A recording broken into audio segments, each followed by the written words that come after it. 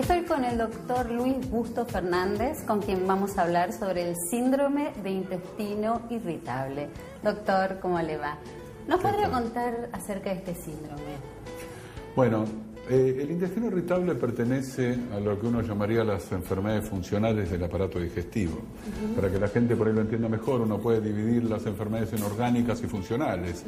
Las orgánicas son las que encontramos en los estudios diagnósticos, como por ejemplo un pólipo, un tumor, una úlcera, y de repente hay alteraciones de la función del tubo digestivo. Entre ellas está el intestino irritable o síndrome de intestino irritable. ¿Y cuáles serían los síntomas principales en esto? Son los pacientes que tienen dolor abdominal en estrecha relación con cambios en el ritmo evacuatorio. O sea, puede llegar a tener constipación o diarrea o una combinación de los mismos, y generalmente estos síntomas van unidos a la presencia de distensión abdominal, lo que comúnmente llama hinchazón de panza, ¿no? Entonces, doctor, toda persona que esté con hinchazón abdominal, dolor, tránsito alterado intestinal, ¿se está hablando entonces de un síndrome de intestino irritable? No, uno tendría que dividir esto si el paciente tiene esta sintomatología en forma crónica, o si aparece en forma aislada por una situación especial o por una situación aislada de estrés o por alguna comida que le cayó mal. Eso no es un intestino irritable.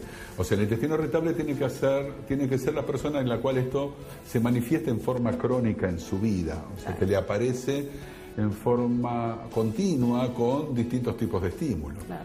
¿Y cuáles son las medidas que se pueden tomar para mejorar estos síntomas? Yo creo que algunos elementos son importantes. Primero, darle importancia a esta sintomatología, no desesperarse, porque muchas veces los pacientes consultan al médico y el médico, ¿qué les dice? Despreocúpese, usted no tiene nada.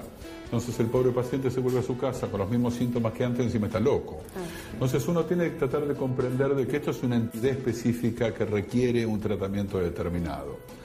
Entonces tratar de tomar con mayor tranquilidad algunas cosas de su vida, o sea, tratar de evitar algunas situaciones de estrés, aunque muchas veces no es tan fácil, porque mismo estos pacientes nos cuentan de que están de vacaciones y se comen un lechón adobado y no les pasa nada, y les cae mal el té con galletitas en el trajín de todos los días. Y entonces la Organización Mundial de Gastroenterología ha tratado de hacer unas guías mundiales para tratar de que los médicos del mundo más o menos nos hablemos en el mismo idioma y tratar de encontrar cuáles serían los tratamientos más específicos de acuerdo al síntoma principal, o sea, si tiene dolor, si tiene constipación, diarrea o si tiene hinchazón. Y para tratar de que la gente lo comprenda mejor, en el último tiempo se trató de evitar un poco la utilización de algunos medicamentos que habían producido algunos efectos adversos, y empieza a aparecer la importancia de algunos probióticos. Y los probióticos, que son unas bacterias vivas que tienen un efecto beneficioso, los podemos llegar a encontrar tanto en cápsulas como medicamentos, pero también en lo que se llaman los alimentos funcionales, como los yogures, en las cuales en estos yogures vamos a encontrar un agregado que sería un probiótico, que es una bacteria viva que tiene un efecto más allá del alimenticio puro, ¿no? Es más rico que un medicamento. Que ni que hablar, seguro. ¿Qué otras novedades introdujeron las recientes guías de la Organización Mundial de Gastroenterología, doctor? Primero, bueno, tratar de que todos estemos hablando el mismo idioma. Entonces, tratar de aclarar un poco cuáles son las definiciones, cuáles son los conceptos. El otro elemento importante es tratar de respetar algunas diferencias geográficas, como por ejemplo, ver qué pasa en los lugares donde hay parasitosis, qué pasa en los lugares donde hay mayor prevalencia de enfermedad celíaca, tratar de buscar cuáles son las enfermedades que tienen síntomas similares y cómo uno puede llegar a diferenciar a esas entidades con el intestino irritable, y tratar de ver que no existe por ahí el medicamento mágico que vaya a producir la solución global del intestino irritable, sino tratar de comprender a la persona con el intestino irritable como un todo, pero tratar de ver que tiene diferentes síntomas y que distintos síntomas pueden llegar a tener distintas posibilidades terapéuticas. Hay como un mito con el tema de la dieta. También descartamos un poco la psicología porque no va a ayudar tanto en esto, así que estamos complicados. Estamos en manos de ustedes, gastroenterólogos. Exacto. Con la dieta, yo siempre planteo esto, el intestino irritable, para decirlo en forma más popular, es como un intestino malhumorado, por eso se llama irritable. Y entonces, cuando el intestino está de mal humor, tratémoslo con cariño, y por lo tanto la dieta puede llegar a ser de utilidad en ese momento. Y con respecto a los tratamientos psicológicos, Lo que uno puede llegar a decir es que no todos los tratamientos psicológicos han demostrado efectividad para el síntoma del intestino irritable. Vuelvo a repetir, esto no es estar en contra del psicoanálisis, sino es que el paciente que le duele la panza y quiere que se le vaya el dolor de panza o quiere regularizar un poco su ritmo evacuatorio, ha encontrado más soluciones en ese tipo de terapias psicológicas y no tanto en las otras.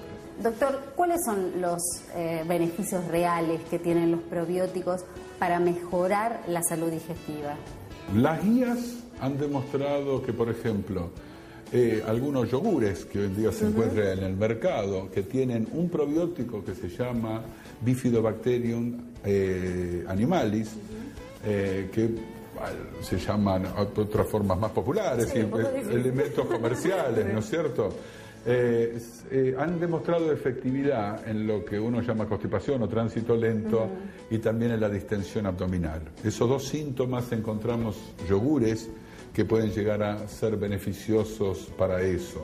Y principalmente, como bien había estado diciendo, en las mujeres, en las cuales son el grupo que tiene mayor cantidad de esta sintomatología. En el caso de los pacientes que empiezan a tener estos síntomas, ¿qué pasa con el diagnóstico precoz? ¿No es más importante que rápidamente le puedan determinar y diagnosticar qué es lo que le está pasando y no deambular por tantos especialistas? Digo porque a muchas mujeres le pasa esto y tienen primero que ir al clínico, después tienen... es como que se la van peloteando. Seguro.